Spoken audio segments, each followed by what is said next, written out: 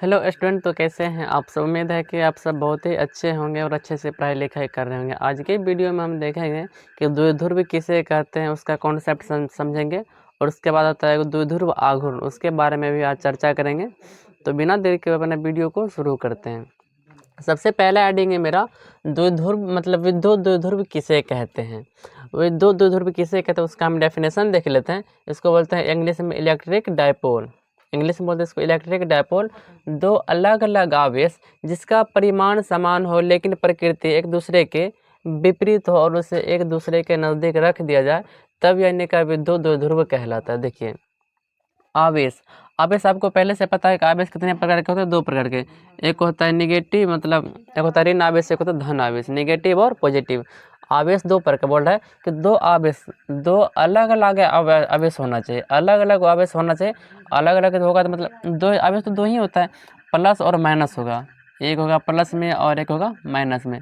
दोनों आवेश किस में होगा, प्लस या माइनस में। दोनों का परिमाण समान होगा। मान लीजिए कि इस पे मानी कि प्लस पे यदि 5 कूलम का चार्ज है तो माइनस वाले पर भी 5 कूलम का ही चार्ज होना चाहिए। फ़र्क कितना रहेगा कि इस पे जो भी मतलब 5 कूलम चार्ज है तो पॉजिटिव में रहेगा, और यहाँ पर जो 5 कूलम का चार्ज रहेगा निगेटिव में रहेगा। और यहाँ पे कूलम इसलिए लेते हैं कहे कि इसको मतलब कूलम में मापा जाता है, इसलिए इसका मात्रक, आवेश का मात्रक होता है कूलम, इसलिए कूलम लगेंगे। जैसे कि किलो में नापते हैं, मीटर में नापते हैं लंबाई को, तो वैसे इसको मतलब इसमें क्या लगाते हैं, कूलम। इसको उसी से लिखते हैं। दो आवेश होना चाहिए, दोनों का परिमाण समान। इस पे भी 5 कूलम करेगा तो इस पर भी 5 कूलम करेगा, लेकिन प्रकृति भिन्न, मतलब एक दूसरे के विपरीत होना चाहिए। एक पॉजिटिव तो दूसरा नेगेटिव, यही होता है, प्रकृति दूसरे के विपरीत होना चाहिए। और इसे कुछ नज़दीक में रख दिया जाए, मतलब ये नहीं कि बहुत नज़दीक में रख दिया जाए और ये भी नहीं कि ज़्यादा दूर में रख दिया जाए, कुछ दूरी पर। मतलब इसको यदि स्थित कर दे प्लस वाले को और माइनस वाले को, दोनों पे मतलब परिमाण समान होना चाहिए लेकिन प्रकृति दूसरे के विपरीत होना चाहिए। तो ये जो निकाय बनेगा, इसी निकाय को बोलेंगे विद्युत द्विध्रुव। इस निकाय को क्या बोलेंगे, विद्युत द्विध्रुव। यदि इस समझ से कि यहाँ पे एक पॉजिटिव मतलब आवेश दो है, यहाँ पॉजिटिव आवेश है, यहाँ पे निगेटिव आवेश है, पॉजिटिव आवेश और नेगेटिव आवेश।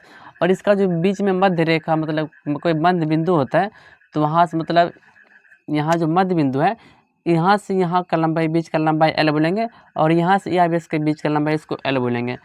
L और L जब जुड़ेगा तो कुल लंबाई से क्या होगा, 12। तो मतलब प्लस के आवेश और माइनस के आवेश के बीच का कुल दूरी कितना होता है, 12, याद रखना।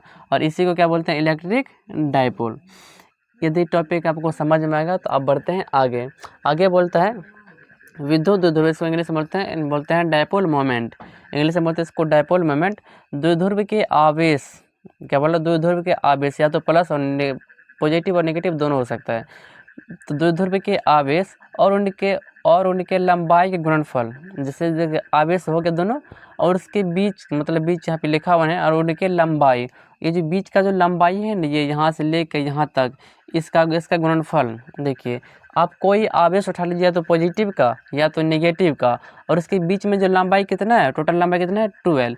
इसको यदि मल्टीप्लाई कर देते हैं तो उसके गुणनफल को द्विध्रुव आघूर्ण कहते हैं।